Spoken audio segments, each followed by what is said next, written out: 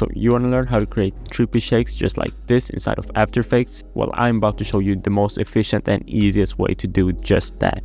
And there's many ways you can create these type of shakes with both presets or just manually, and I'll be going through both of the techniques. But before we get into that, I just want to let you guys know that I'm Lurking Visuals and I run my own editing store where we sell editing presets and assets for video editors just like you, so you can edit much better and faster.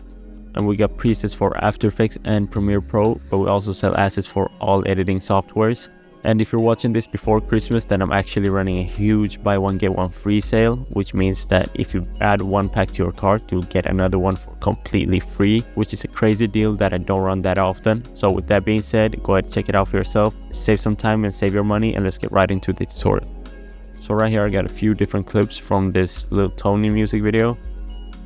And it's nothing too crazy, just a few simple clips. So all of those shakes that you saw in the preview is from my Essential Shakes pack, which comes with 20 of my favorite shakes.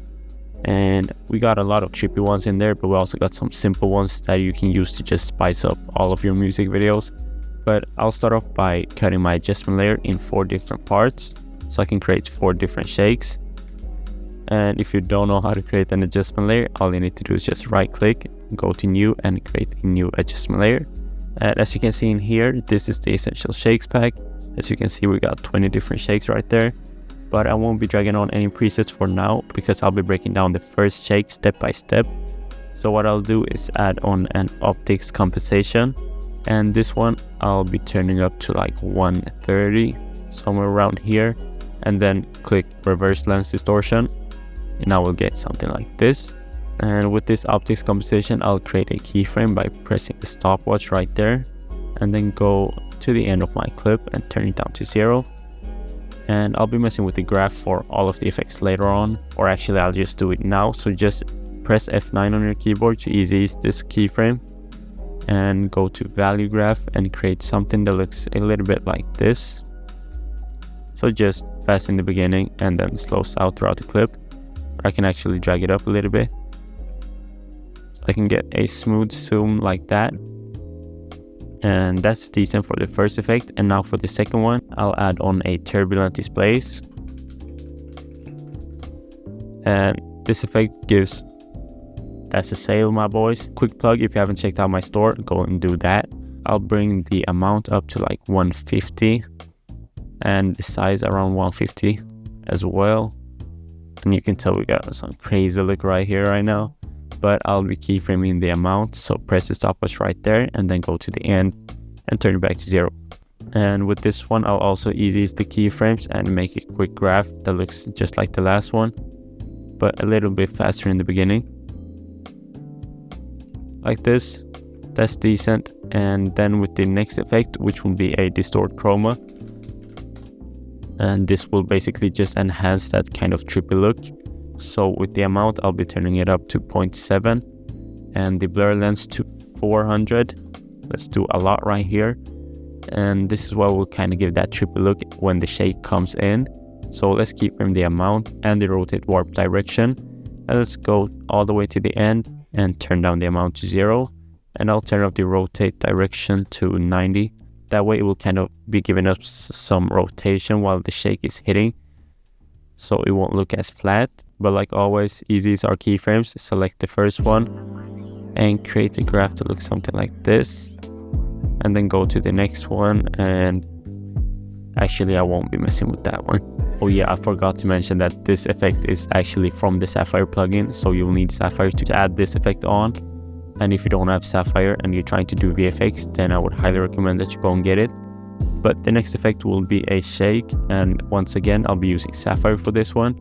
And I'll be turning up the amplitude to 1.5 and keyframe that one.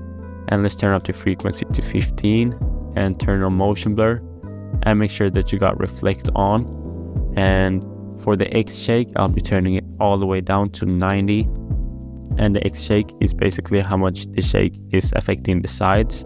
It won't be as effective horizontally, but it will be more effective vertically, and that looks really good with these kind of trippy shakes.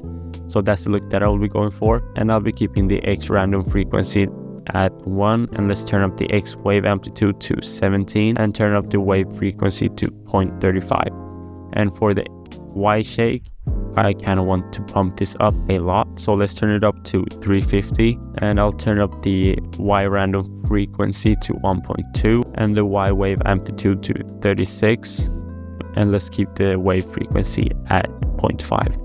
And these settings, you can mess with them as much as you like to. This is just what I feel like works for me. That's basically why I use these settings. But go ahead, mess around with them and get something that you like.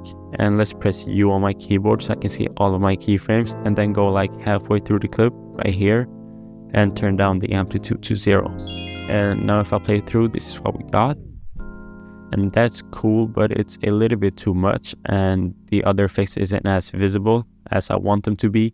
So I'll be easy using my keyframes and head to the value graph once again and create a graph to look something like this.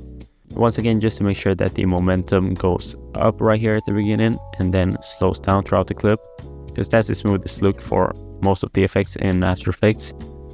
But go ahead and mess around with it, see what you like, see what works for you and your clip.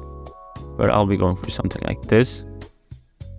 Basically it for this effect, and for these next couple of shakes, I'll be adding on some presets from my pack, just show you guys what it kind of looks like and how it works. So right here, I'll drag on this splash shake 2.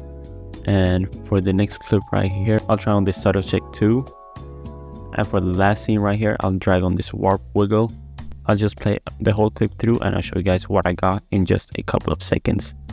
And just like that, I got a few different shakes super easy inside of After Effects. You just saw me do it in a few seconds. It's really that simple. Only thing I did was just switch out these last two ones with each other, because I feel like this one fit more for this scene and this one fit more for that one. But that's basically it. So I hope you guys learned something new, especially with that first shake that I showed you guys. And if you feel like copying the pack, go ahead, do that. You will get another one for completely free.